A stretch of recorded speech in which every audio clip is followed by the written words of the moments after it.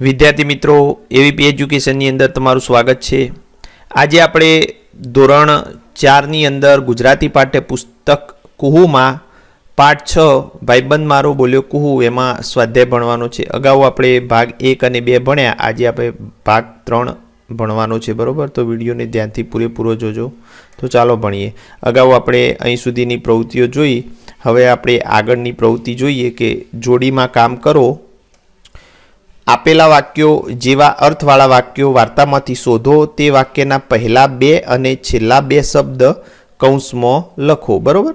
તો આ જે વાક્યો છે એના જેવા અર્થવાળા વાક્યો આપણે વાર્તામાંથી શોધવાના છે। તો ઉદાહરણ તરીકે એક વાક્ય આપેલું છે, બોધરાજ ભારે તાકોડી તે મારે એટલે ગોફણનો પથ્થર તેના ધાર્યા પ્રમાણે જ વાગે, બરાબર? તો એના જેવું વાક્ય અહીંયા કૌંસમાં લખેલું છે, તેના આગળના 2 શબ્દ અને પાછળના 2 શબ્દો છે તે અહીં લખેલા છે। તો અહીંયા આપણે જોઈએ પહેલું વાક્ય, ગોફણ વાગતા પક્ષીઓ ચીસાચીસ કરી મૂકતા। કોઈ ગવાયેલા પક્ષીની પાંખ કે પીંછા હવામાં ઉડતા પક્ષીઓની કિકિયારીઓથી વાતાવરણ દુઃખભર્યું અશાંત બની જતું। તો અહીંયા આપણે ચોપડીમાંથી જોઈએ તો એના જેવું વાક્ય અહીં છે, પતંગિયા અને એના અંતે આવી જાય, બરાબર? એના પછી ગોદામમાં ગુફા જેવું અંધારું તો હતું જ, સમડીએ વેરેલા માંસ પીંછાને કારણે ત્યાં ખરાબ ગંધ પણ આવતી હતી। તો અહીંયા આપણે લખવાનું છે ગોદામની જમીન, પછી છેલ્લા 2 શબ્દો છે છવાયેલી હતી, બરાબર? ત્રીજું, ગોફણના અવાજથી ડરીને કાબરના બચ્ચા ચૂપચાપ માળામાં ભરાઈ ગયા। તો અહીંયા એના જેવું વાક્ય પુસ્તકમાંથી જોઈએ તો પંખીઓનું ચીચી અને અંતે એવું લાગ્યું। તો તમે જ્યારે વાર્તા વાંચશો તો તમને આવું વાક્ય મળશે। જેને પક્ષીઓને હેરાન કરવાની માળા ફેદવાની મજા આવતી હતી તે બોધરાજ કાબરના બચ્ચા બચાવવાની વાત કરતો હતો। આ વાત મારા માનવામાં આવતી નહોતી, બરાબર? તો અહીંયા લખ્યું છે મને કહ્યું તરસ્યા છે। તો વાર્તામાંથી પ્રથમ 2 જે શબ્દો છે એ મુજબ મને કહ્યું અને છેલ્લા 2 શબ્દો વાક્યના તરસ્યા છે। પાંચમું છે ગોદામમાં સમડી છે એમ ખબર પડતા જ કાબરના બચ્ચા ડરી ગયા, તેમણે ચીસાચીસ કરી મૂકી, ગોદામ તેમના અવાજથી ભરાઈ ગયું। તો એના જેવું વાક્ય ચોપડીની અંદર બચ્ચા ચીચી અને છેલ્લા 2 શબ્દો છે કરશે તો, બરોબર?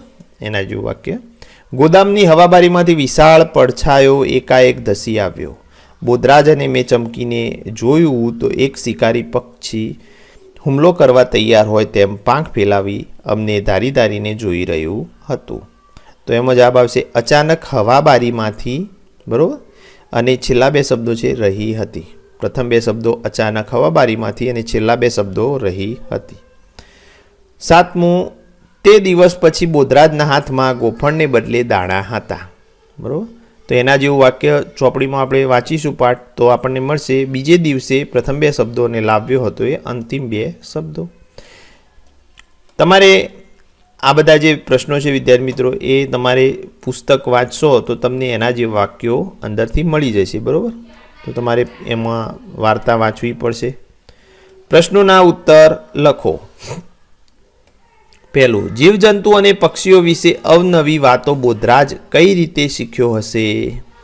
તો એનો આપણે જવાબ જોઈએ તો બોધરાજ શાળા છૂટ્યા પછી રખડવા નીકળી પડતો, તેની જિજ્ઞાસા અને અવલોકન વૃત્તિથી જીવજંતુઓ અને પક્ષીઓ વિશે અવનવી વાતો શીખ્યો હશે। તો આ રીતે એનો જવાબ લખવાનો છે। એના પછી આપણે બીજો પ્રશ્ન જોઈએ કે બોધરાજના કયા કયા વર્તન વાંચી તમને અરેરાટી થઈ? કોઈ પણ 2 લખો। તો એના વિશે લખીએ તો બોધરાજ પતંગિયા ભમરી સાથે એવું કરતો કે આપણને કમકમા આવી જાય, તેના ગજવામાં જીવતો દેડકો, જાત જાતના ઈંડા જે વિચિત્ર વસ્તુઓ ભરેલી હોય, બોધરાજના આ વર્તન વાંચી મને અરેરાટી થઈ। તો આ રીતે આપણે એનો જવાબ લખવાનો છે। ત્રીજો, ભીષ્મની માતાને બોધરાજ સાથેની તેની દોસ્તી ગમતી હતી? કેમ?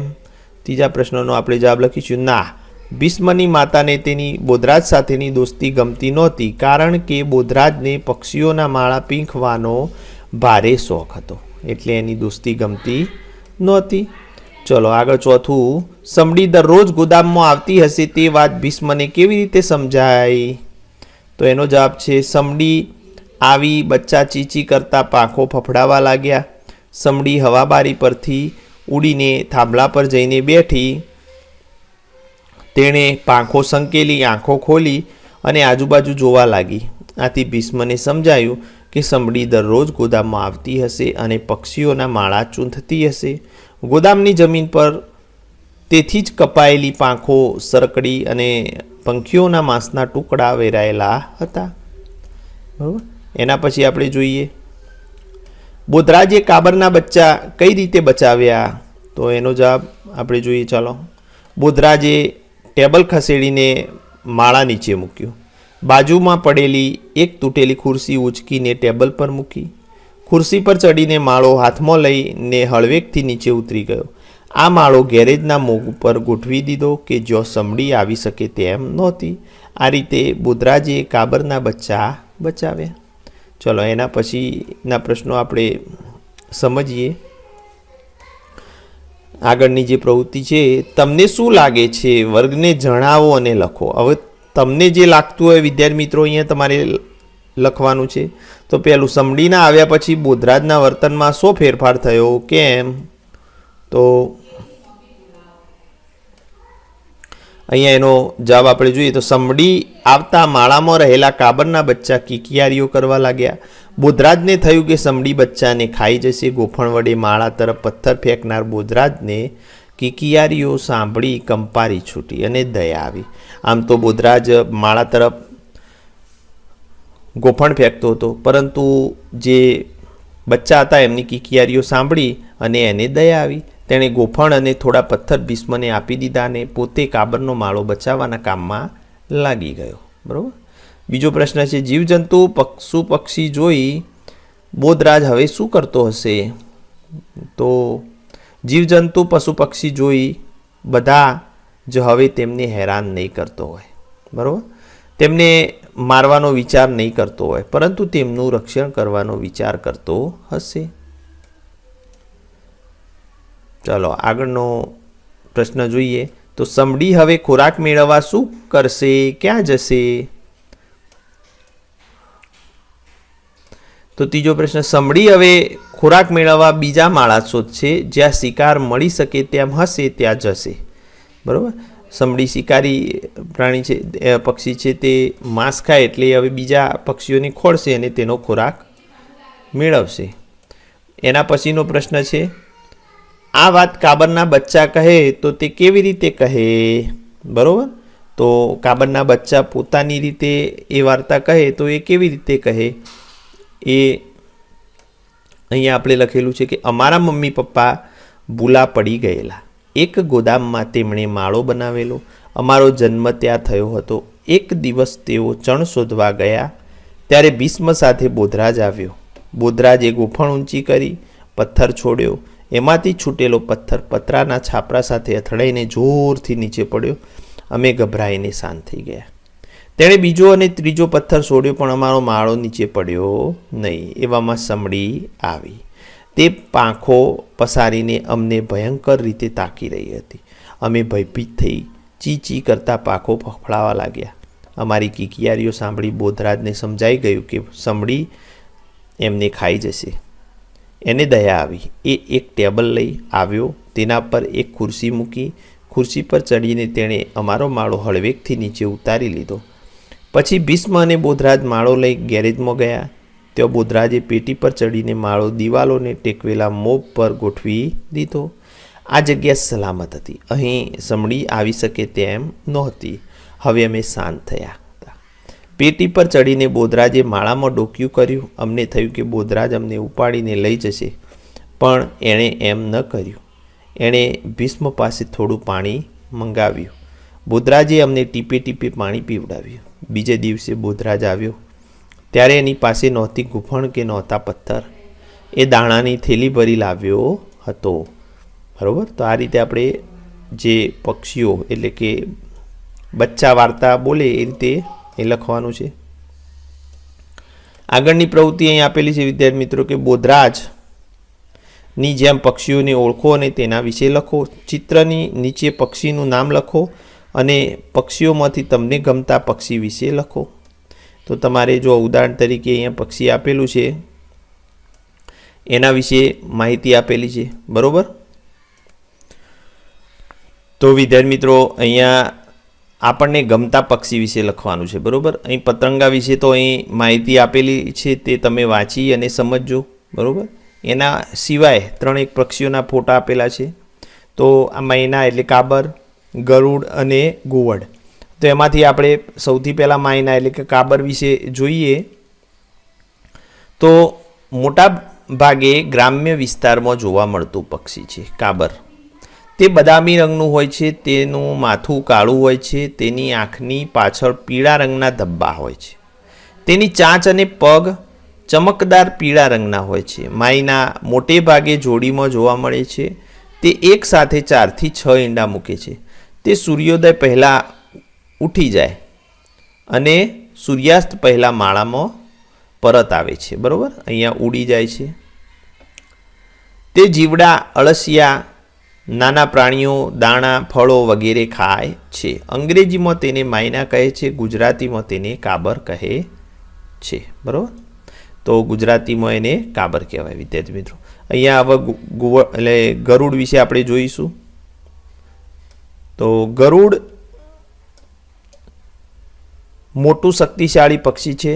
ગરુડ પક્ષીઓનો રાજા કહેવાય છે. તેને મજબૂત પાંખો અને શક્તિશાળી પંજા હોય છે.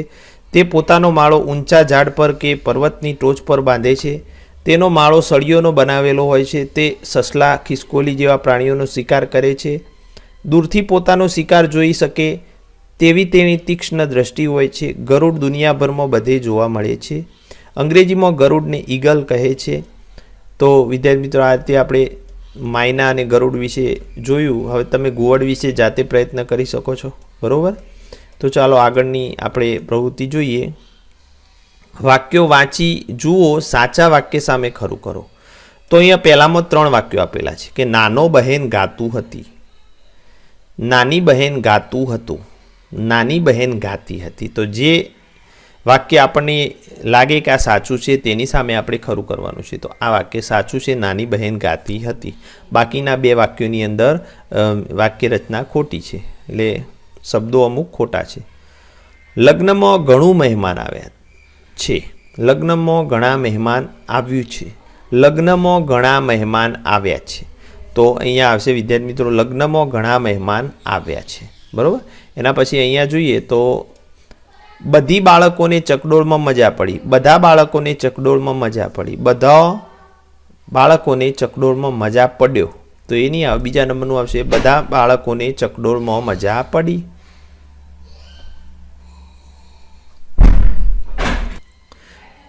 એના પછી ચોથું જોઈએ, બકરી બધું પાંદડું ખાઈ ગઈ, બકરી બધા પાંદડા ખાઈ ગઈ, બકરી બધા પાંદડા ખાઈ ગઈ. તો અહીંયા બીજા નંબરનું આવશે કે બકરી બધા પાંદડા ખાઈ ગઈ, બરોબર. એના પછી આપણે આગળની પ્રવૃત્તિ જોઈએ. વાક્યો મોટેથી વાંચો, જે ભૂલ હોય તે સુધારીને લખો. ગાઢા અક્ષરે છપેલ શબ્દ બદલવાનો નથી, બરોબર. જે ભૂલ હોય એ સુધારીને લખવાની છે, પણ જે ઘાટા અક્ષરે શબ્દ છે એને બદલવાનો નથી. તો ઉદાહરણ તરીકે અહીં આપેલું છે કે જાડી દેડકો જોરથી ગાતું હતો. તો અહીંયા એનું વાક્ય સુધારીને આપેલું છે. તો જાડી છે એની જગ્યાએ વિદ્યાર્થી મિત્રો અહીંયા જાડો કરી દેવાનું છે. જાડો દેડકો જોરથી ગાતોની જગ્યાએ ગાતો, બરાબર. પુરુષવાચક શબ્દ છે એટલે ગાતો હતો. તો 2 શબ્દો અહીંયા સુધારવા પડશે, બરાબર, જાડી અને ગાતો. એ જ રીતે આપણે જોઈએ આગળ કે નાનકડો પતંગિયું ઉડતી ઉડતી નેહાના નાક પર જઈ બેઠી.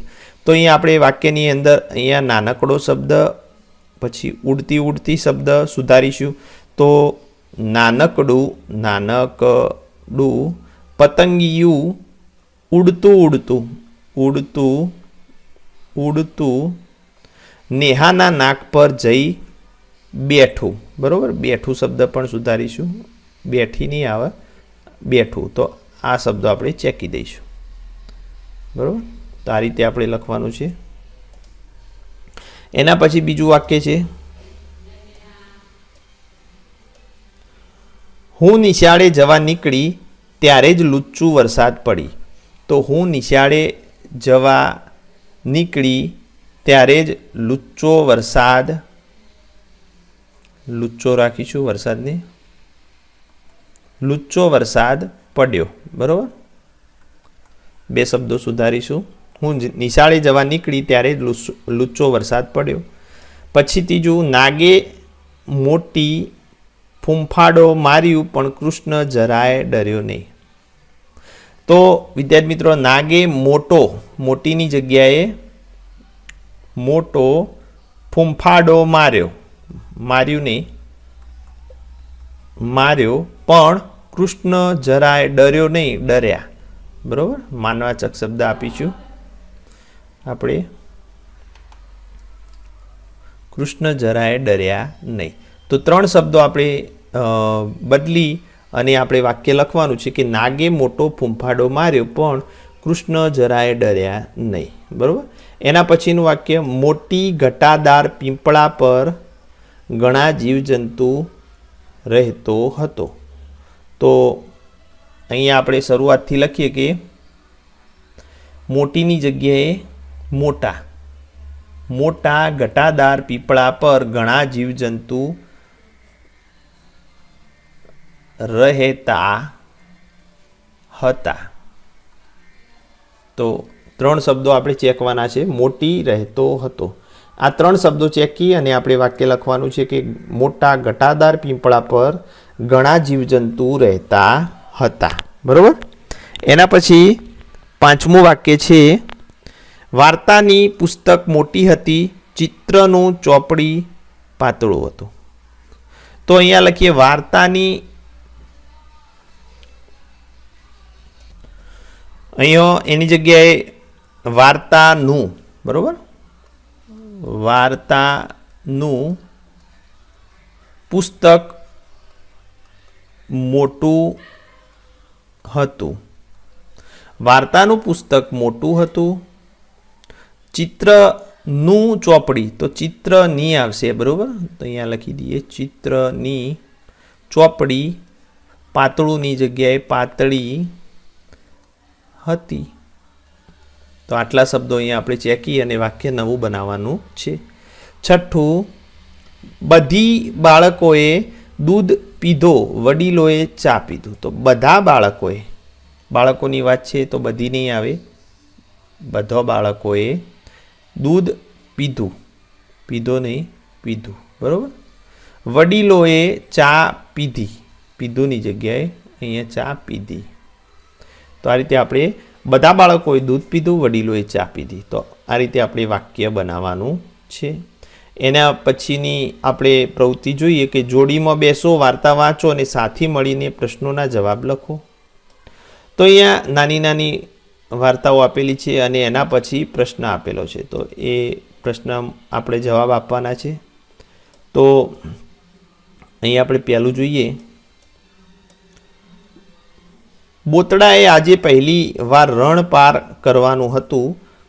બોતડું એટલે આપણે બધા જાણીએ છીએ કે ઊંટનું બચ્ચું. પ્રવાસ કરવાનો હતો તેથી આખો પરિવાર ખુશ હતો, કેમ કે એનું બચ્ચું રણ પાર કરવાનું હતું. સૌથી આગળ ઊંટ ચાલતો હતો, વચ્ચે 3 બાળકો અને છેલ્લે તેની મમ્મી. થોડુંક ચાલ્યા પછી ઊંટે પાછળ વળીને જોયું અને પૂછ્યું, અરે આપણે 4 કેમ? એકાદ બોતડું રહી ગયું છે કે શું? ઊંટડી કહે, તમે પોતાને તો ગણો. તો આ વાર્તામાંથી આપણે જવાબ આપવાના છે, ખાલી જગ્યા પૂરો. તો એના જે પરિવાર છે એમાં પપ્પા કોને કહેવાય? તો વિદ્યાર્થી મિત્રો, આપણે જે ઊંટ હોય એને પપ્પા કહેવાય, મમ્મી ઊંટડી અને બાળક બોતડું. બરાબર, તો આ રીતે આપણે જવાબ પૂરવાનો છે. ચલો, એના પછી બીજું જે આપ્યું છે કે મદનિયાએ જોયું, વાંદરો કૂદે, વાંદરી કૂદે, વાંદરુએ કૂદે, હરણ હરણી ને બધા હરણાએ કૂદે, શિયાળવો કૂદે ને વાઘ સિંહે કૂદે, બસ એક પોતાનાથી નથી કૂદાતું. ઊંચી કૂદ કે લાંબી કૂદની તો વાત જ ક્યાં કરવી. દુઃખી થયેલું મદનિયું મેદાનની બહાર નીકળી ગયું. હાથણી આખી વાત સમજી ગઈ તેણે મદનિયા પાસે જઈને કહ્યું, તું ગોળા ફેંક માટે કેમ નથી જતો બેટા? એમાં તો તારો નંબર આવશે જ. તો એના ઉપરથી અહીંયા કોઠો પૂરવાનો છે. મમ્મી પપ્પા બાળક, મમ્મી પપ્પા બાળક, બરાબર, ત્રણેય સાથે અહીંયા લખવાના છે. તો સૌથી પહેલાં વાંદરા વિશે લખીએ તો વાંદરામાં મમ્મી કોણ હોય? તો વાંદરી, પપ્પા વાંદરો અને બાળક વાંદરું. તો એ રીતે ત્રણેય અહીંયા લખવાના છે. બીજા નંબરે હરણ વિશે વાત કરીએ તો હરણના મમ્મી હોય હરણી, પપ્પા હરણ અને બાળક હોય તો હરણું, બરાબર, એ રીતે હરણી, હરણ, હરણું. પછી ત્રીજું શિયાળ હોય તો મમ્મી શિયાળવી, પપ્પા શિયાળ અને બાળક શિયાળવું, તો શિયાળવી, શિયાળ ને શિયાળવું. ચોથું મમ્મી વાઘણ, પપ્પા વાઘ અને બાળક બાળવાઘ, બરાબર, એ રીતે વાઘણ વાઘ અને બાળવાઘ. પાંચમું સિંહણ, સિંહ અને બાળક બાળસિંહ, તો સિંહણ, સિંહ અને બાળસિંહ. આ રીતે આપણે અહીંયા કોઠો પૂરવાનો છે. ચાલો એના પછી આપણે જોઈએ ત્રીજા નંબરનું જે આપેલું છે વાર્તા અહીંયા આપેલી છે.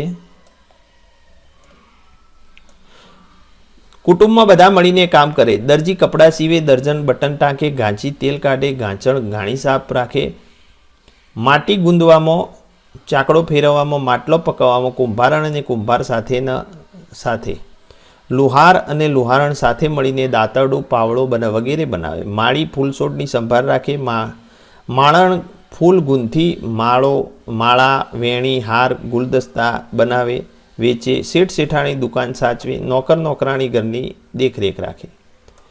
તો અહીંયા કારીગરોના નામ આપેલા છે, એના ઉપરથી અહીંયા લખવાના છે. એમાં કારીગરોમાં પુરુષ અને સ્ત્રી અલગ અલગ શું કહેવાય? જો સ્ત્રી કારીગર હોય તો એને શું કહેવાય અને પુરુષ કારીગર હોય તો એને શું કહેવાય? દરજી કપડાં સીવવાનું કામ કરતા એને આપણે પુરુષ હોય તો દરજી અને સ્ત્રી હોય તો દરજણ. એ રીતે માટલા ગળવાનું જે કામ કરતા એમાં પુરુષ હોય તો કુંભાર અને સ્ત્રી હોય તો કુંભારણ. પછી માળી હોય તો સામે માળણ, ગાંચી હોય તો સ્ત્રીમાં ગાંચણ, જો લુહાર હોય તો સ્ત્રીમાં લુહારણ અને શેઠ હોય તો સ્ત્રીમાં શેઠાણી. હવે આપણે આગળ જોઈએ. આવી રીતે તમે બળદ ગાય અને વાછરડાની કોઈ ટૂંકી વાર્તા બનાવીને લખો. તો અહીંયા એક વાર્તા લખેલી છે કે બળદ ગાય અને વાછરડા સમાજને ખૂબ ઉપયોગી છે. બળદ ખેતીકામમાં ઉપયોગી છે, તે હળ ખેંચે છે, તે ગાણીએ જોતરાય છે, તે બળદગાડે જોતરાય અને માલ સામાન પણ લાવે લઈ જાય. ગાય દૂધ આપે, દૂધમાંથી અનેક ચીજ વસ્તુઓ બને. વળી ગાય વાછરડાને જન્મ આપે, વાછરડા રૂપાળા, તે મોટા થઈ બળદ કે ગાય બને, બરાબર. તો આ રીતે અહીં આપણે લખવાની છે ટૂંકી વાર્તા. એના પછી વિદ્યાર્થી મિત્રો કન્યાના સંબંધીની ઓળખ આપી છે, તે બધા સાથે વરરાજાનો શું સંબંધ થશે લખો. તો વિદ્યાર્થી મિત્રો કન્યા અને વર, ચલો. કન્યાના મમ્મી પપ્પા વરની સાસુ સસરા થાય. બહેન અને જીજાજી સાળી અને સાઢુ થાય. કન્યાના ભાઈ ભાભી વરને ભાભી અને શાળા, બરાબર. ભાભીની જગ્યાએ જીલામણ પણ શબ્દ વપરાય.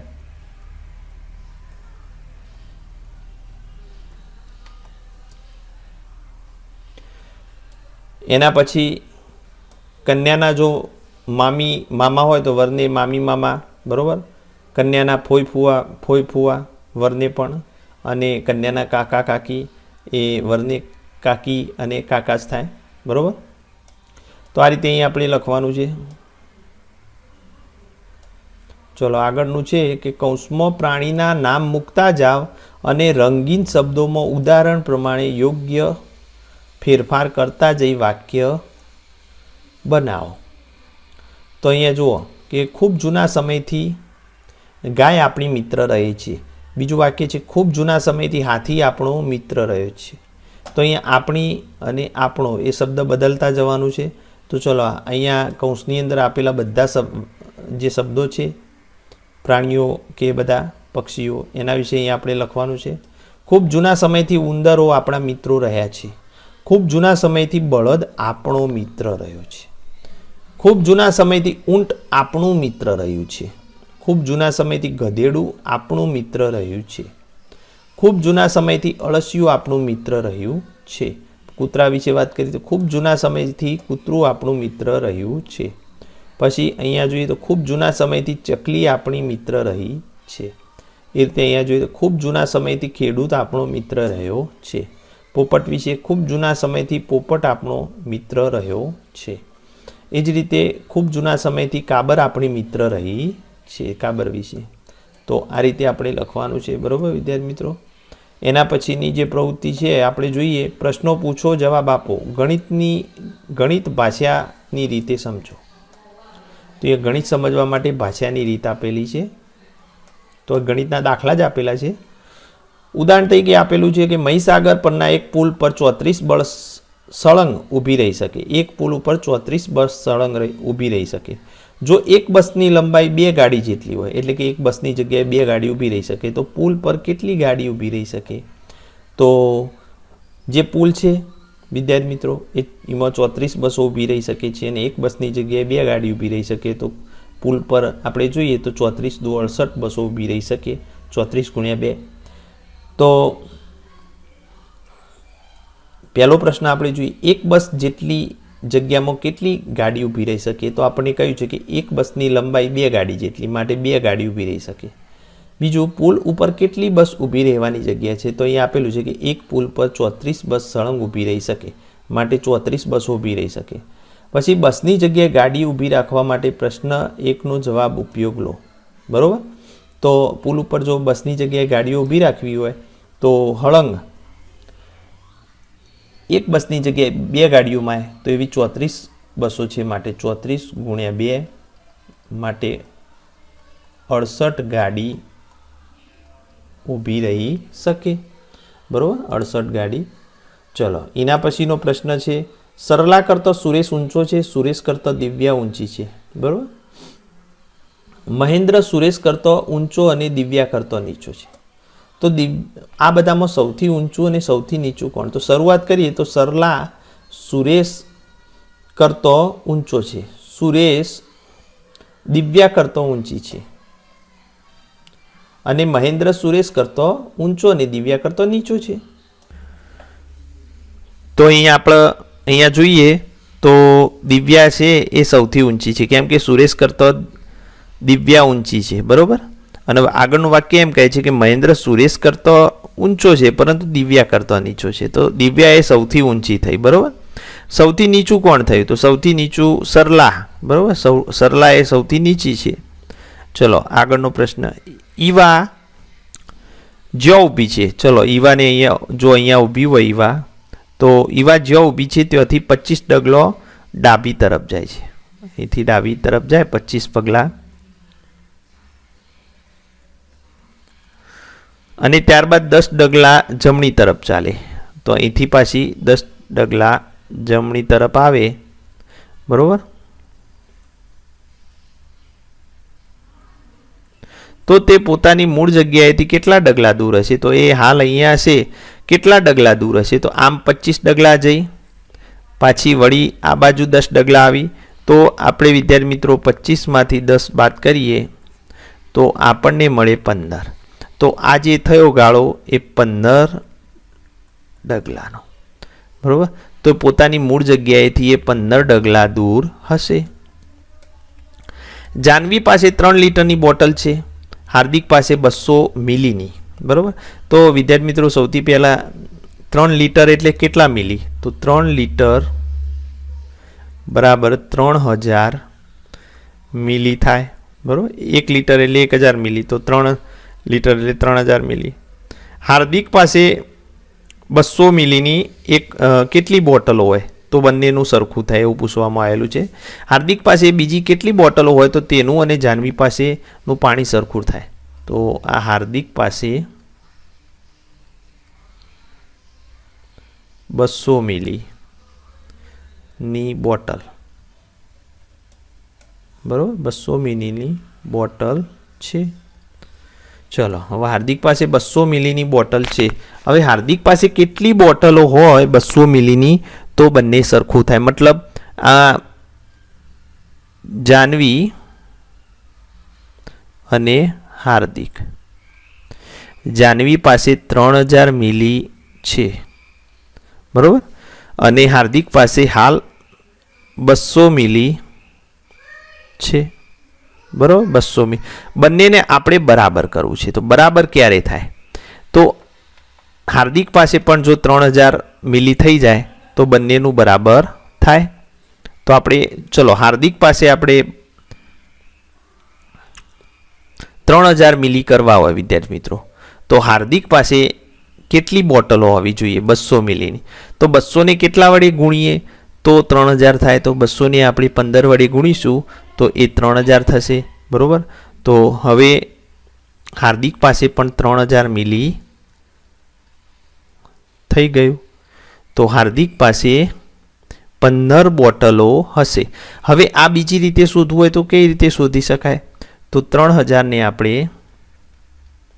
200 વડે ભાગીએ. બરાબર. 3000 ને 200 વડે ભાગીએ તો 2 મીંડા ઉડી જાય અને 15 દુ 30.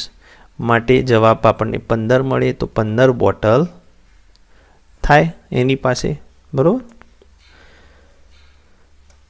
ચોથું, આનંદીના કંપાસમાં 20 લખોટી છે, તેમાંથી અડધી લખોટી પીળા રંગની. તો વિદ્યાર્થી મિત્રો 20 લખોટીની અડધી કેટલી થાય? 20 ના અડધા 10 થાય. તો અહીંયા આપણે પહેલાં લખી દઈએ કે પીળા રંગની લખોટી, સૌથી પહેલાં તો આપણે એ લખીશું કે કુલ લખોટી બરાબર 20. પછી અડધી લખોટી, અડધી પીળા રંગની. તો પીળા રંગની અડધી તો કેટલી હોય? એ 10 હોય. બરાબર. અને એના પછીનો જે શબ્દ આપેલો છે એ ચોથા ભાગની ગુલાબી. તો 20ના ચોથા ભાગ, તો મતલબ એની અડધી ને એની અડધી, તો 10ની અડધી 5 થાય. તો 5 ગુલાબી રંગની. તો ચોથા ભાગની ગુલાબી, તો 5 લખોટી ગુલાબી થશે. બરાબર. હવે આપણે જોઈએ તો કુલ છે 20, એમાંથી 10 પીળી અને 5 ગુલાબી. બરાબર. આગળ આપણને શું કહ્યું છે કે આનંદી પાસે કેટલી પીળી અને કેટલી લાલ લખોટી? તો અહીંયા આપણને લાલ પૂછ્યું છે. તો પીળી તો આપણને ખબર પડી ગઈ. બરાબર. પીળી આપણી પાસે 10 છે એની પાસે.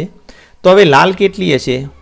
તો આ બંનેના કુલ 15 લખોટી થઈ, વધી એ 5 લખોટી વધી. બરાબર. તો જે 5 લખોટી વધી એ લાલ રંગની હોય. તો 10 પીળા રંગની અને લાલ રંગની 5. ચલો, શ્યામના બગીચામાં સૂરજમુખી અને ગુલાબની બે હાર છે. દરેક હારમાં 7 છોડ છે અને દરેક છોડ પર એક ફૂલ છે. તો શ્યામના બગીચામાં કેટલા સૂરજમુખી અને ગુલાબ હશે? તો વિદ્યાર્થી મિત્રો એનો બગીચો જે છે એમાં સૂરજમુખીનો કલર આપણે બદલી દઈએ. ચલો, સૂરજમુખી માટે આપણે યલો કરી દઈએ. સૂરજમુખીની 2 હાર. બરાબર. અને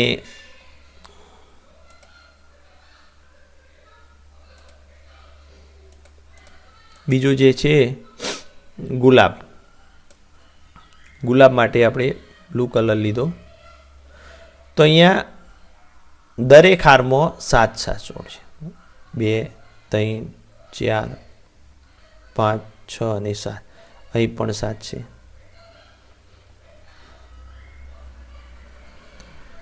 એ જ રીતે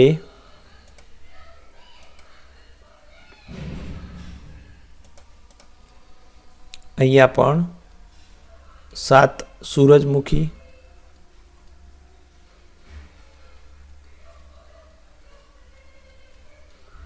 બરાબર. તો અહીંયા દરેક છોડ ઉપર એક ફૂલ છે. 2 હાર છે, દરેક હારમાં 7 છોડ છે. તો કુલ છોડ કેટલા થયા? સૂરજમુખીના 7 ને 7 14. અહીંયા પણ ગુલાબના 7 ને 7 14 છોડ થયા. અને દરેક છોડ ઉપર એક ફૂલ છે, માટે કુલ છોડ 14. કુલ છોડ 14 છે, માટે 14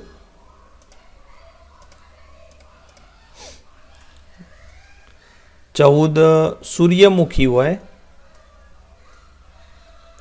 અને 14 ગુલાબ હોય. તો આગળનો પ્રશ્ન આપણે જોઈએ.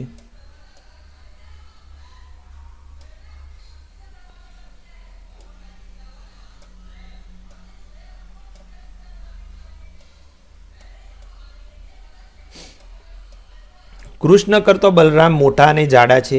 જો બંને એક ત્રાજવામાં બેઠા હોય તો કયું ત્રાજવાનું પલડું ઊંચું જશે?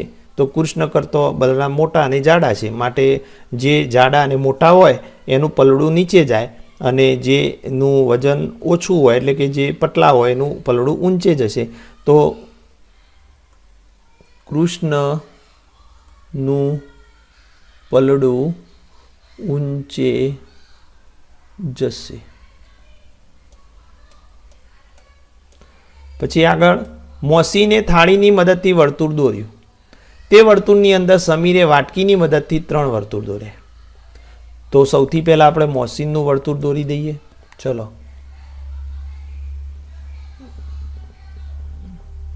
બરાબર. પછી તે વર્તુળની અંદર સમીરે વાટકીની મદદથી 3 વર્તુળ દોર્યા. ચલો, સમીરે જે વર્તુળ દોર્યા એ આપણે દોરી દઈએ બીજા કલરથી. કલર બીજો લઈ લઈએ. સમીરે વાટકીથી કેટલા દોર્યા? 3. ચલો, એના પછીનો પ્રશ્ન જે છે, સમીરના વર્તુળની અંદર સ્વીટુએ પોતાની બંગડીથી 2 વર્તુળ, તો દરેક વર્તુળની અંદર 2 વર્તુળ દોર્યા. ચલો, તો આપણે દરેક વર્તુળની અંદર 2 વર્તુળ દોરવાના છે.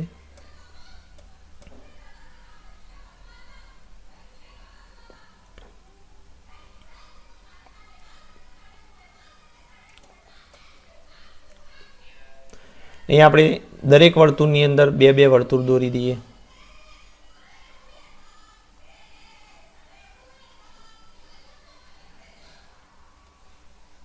તો હવે આપણે પ્રશ્ન મુજબ ગણવાના છે કે કુલ કેટલા વર્તુળ થયા. તો વિદ્યાર્થી મિત્રો, સૌથી પહેલાં આપણે જોઈએ તો સૌથી મોટું લાલ રંગનું, એના પછી 3 વાદળી એટલે 4 થયા.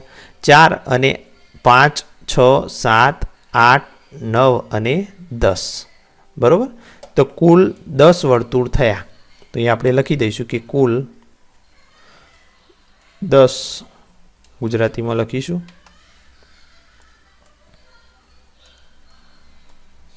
વર્તુળ થયા. બરાબર. તો આ રીતે અહીં આપણે લખવાનું છે.